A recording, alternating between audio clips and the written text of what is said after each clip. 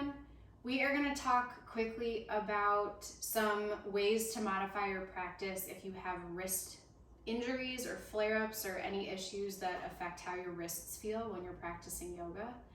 So this question came up a few weeks ago from one of you, and it just had me thinking, and I've had a wrist injury in the past and needed to modify, so I'm very familiar with this.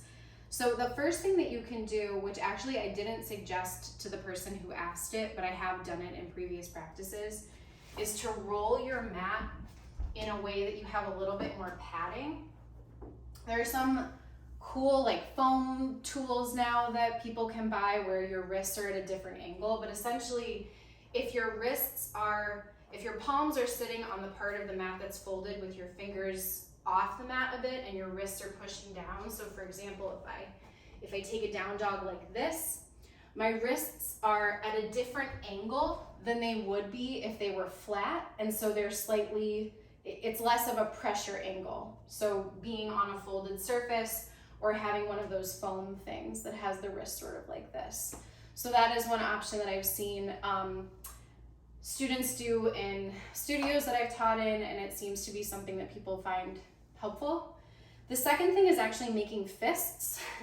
So similar to, if you're taking a downward facing dog, it might be weird to think about taking a down dog with a fist, but you can do it. I like to actually point my fingers together and keep my thumbs out a little bit.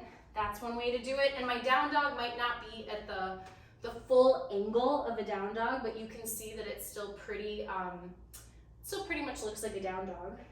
It's really good if you're doing like planks, where you can have your fists out. You can also turn them in a way that feels comfortable for you. I've seen people practice with fists. So that is again one thing where there's less pressure in certain parts of the wrist because you're not splaying the fingers, but you're kind of keeping the surface area of the hands smaller. So that is another thing that could work.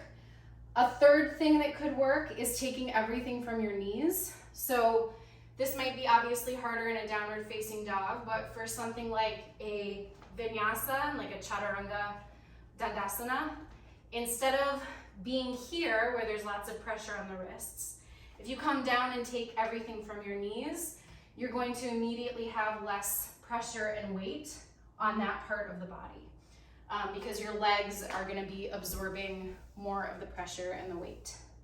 And the fourth thing, similar, is coming down to your forearms. So anything where you're here or you're here, even with the knees down, this obviously has no bearing on the wrists.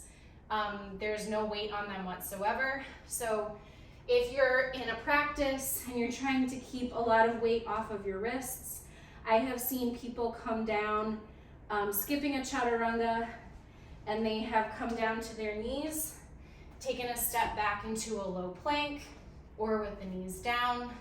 Then I can't come fully to my belly because there's a baby in there, but finding a way to come forward into a back bend, typically from your elbows, sliding the chest forward for a cobra. Again, no real weight on the wrists.